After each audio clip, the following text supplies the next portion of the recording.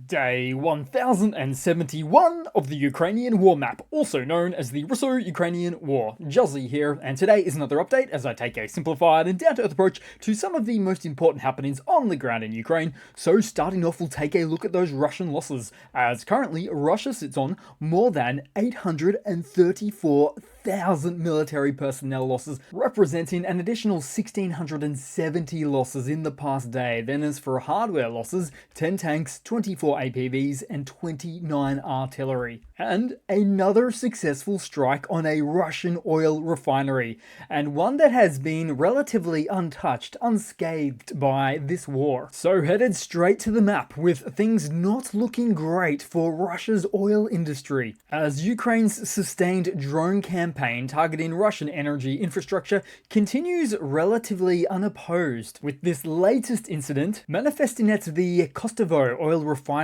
of the Nizhny Novgorod region, which happens to be the fourth largest refinery in the country, or potentially third now, given that it was just days ago when one of Russia's other largest refineries was hit in Ryazan. Now, this Kostovo facility, located 800 kilometers or about 500 miles from the front lines, has operated since the 1950s, however, underwent a $975 million renovation and modernization in 2010, boasting an annual production capacity of up to 17 million tons, but now is reportedly engulfed in flames following the attack. And quickly on that topic of modernization, a significant portion of which relies on Western technology that Russia no longer has access to. Now, as for this event, local authorities confirmed or claimed that debris from Ukrainian UAVs caused a fire at the location, though it is believed that at least one distillation unit was impacted out of the 3 or 4 total that the site has.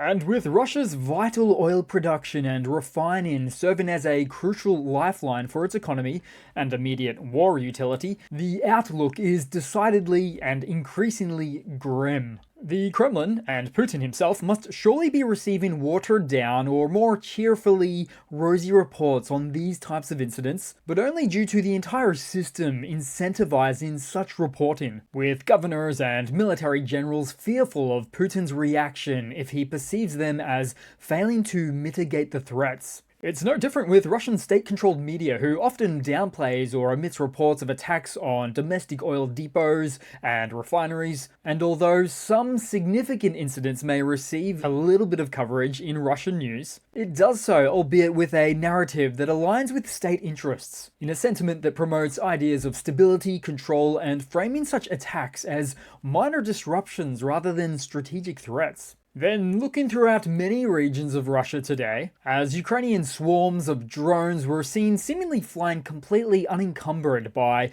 Russian air defenses, spotted in locations including Oryol, Tula, and even as high as Leningrad near St. Petersburg. In fact, even further than that, there was one report by a Russian official about a sighting in Murmansk. There was also reports of an AFU strike on the 23rd GRAU arsenal in Oktyabrski, a large ammunition depot, which has in fact been struck before. But also there was further reports of aerial activity in Smolensk, and even as far as Kazan, which was said to be either targeting the oil refinery or Shahed factory, of which both exist.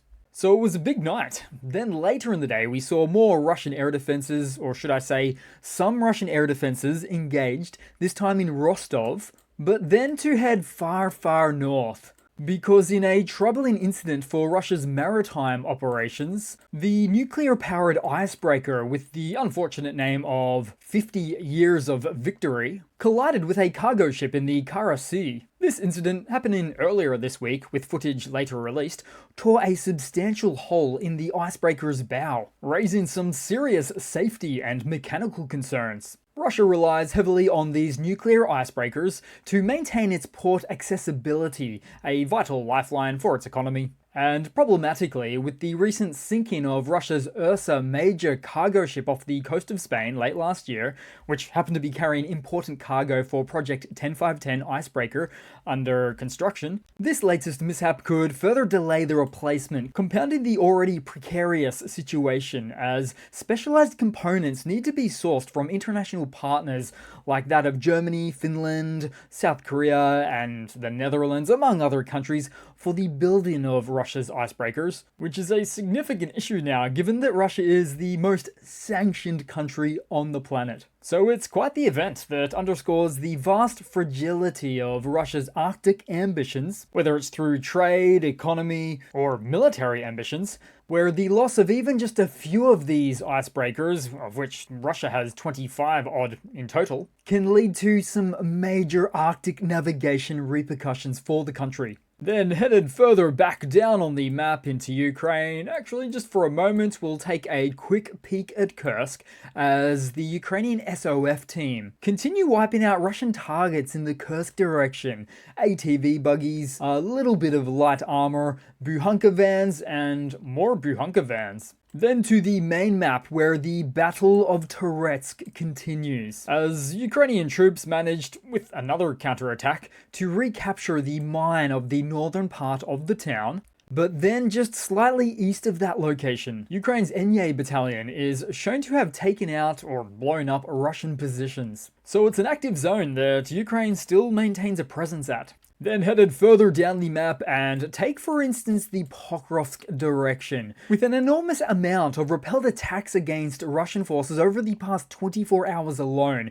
In fact, an astonishing 85 repelled attacks in total for this single location on the map out of the 193 for the entire map for the day, and occurring at just about every location you can see here, including Suky Yar, Lysivka, Tachenska, Zalina, North Shevchenko, Udachne, and many more, really just to name a few there. And with such a high rate of invader forces assaults halted on the Pokrovsk front alone in this last day, it suggests strong defensive performance against the relentless assault of Russian infantry meat waves. Pokrovsk is almost quite literally Ukraine's struggle for democracy and freedom unfolding in real time right here on the front lines. Oh, and noting of this location, the AFU is observing a reduction in the use of Russian mechanized units for offensive operations, as stated by the senior lieutenant of the AFU's Karadag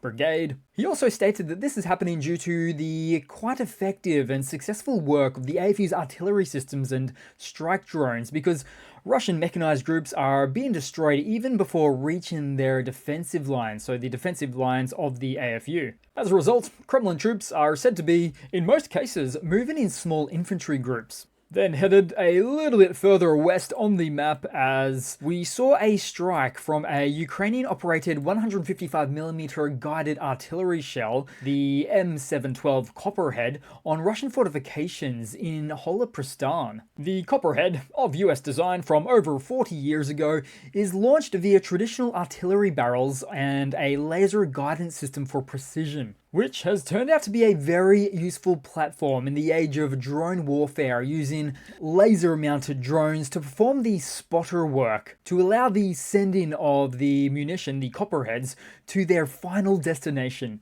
Now, from memory, a large batch of these were in storage since the early 90s in the States, but have since found their new home in Ukraine. Then, taking a further look around the map, this interception is darned interesting on a number of levels.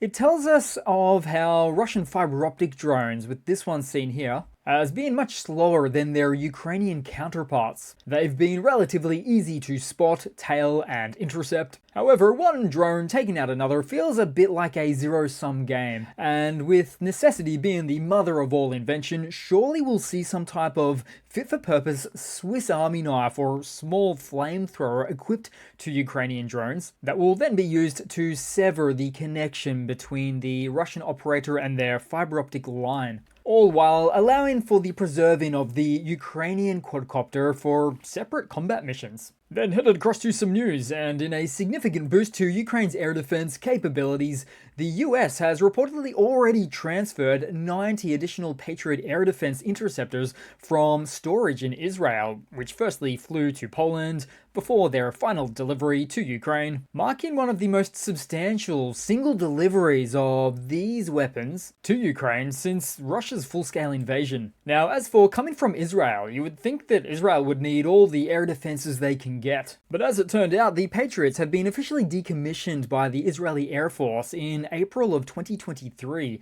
and after more than 3 decades of service, during which they were first provided to Israel during the Gulf War, Israel now relies on its own version of advanced air defense technologies like that of the Iron Dome. As such, the Patriot systems have been relegated to training or storage, leading to a great deal of their munitions finally making it to Ukraine. Then headed across to a quick Russian hardware update, where the world's second army is now employing tree armor. Surely, given the opportunity, it would be quite flammable. But even more impressive here is the fact that they decided to proudly show this on Russian state television. Then in some more news, and in a fiery exchange, Ukrainian President Zelensky accused Putin of fearing negotiations and intentionally prolonging the war. Putin, on state TV, doubled down, declaring Zelensky illegitimate and unfit to sign peace agreements, and suggested negotiations could happen, but only with a new Ukrainian delegation. There's always an excuse. Now, Zelensky then countered to this, asserting real peace is possible, but only if the world acts decisively against Putin's manipulations. And so it was an unusual back and forth, with one being more professional than the other, and underscores a troubling stalemate, characterized by a leader who resists meaningful negotiations, with the road to peace appearing obscured, and with clearly a mutual distrust on display here. Now, those illegitimate claims continue to astonish me, yet, true to classic Russian form, almost every accusation serves as a thinly veiled admission of guilt. Then to a small bit of Russian economy news, where one of the world's leading producers of steel has experienced a significant decline in their steel production over recent years and even months. Latest data from the World Steel Association has shown that Russia's steel output decreased by 6.6% compared to the previous year. This downturn was particularly pronounced in October last year, where production plummeted by 15.2% year on year, with the decline attributed to reduced exports, especially following the loss of high-margin markets in Europe and the United States. Russian steelmakers have attempted to compensate by redirecting exports to Asia, the Middle East and Africa. However, these regions offer lower prices and incur higher logistics costs, further impacting profitability.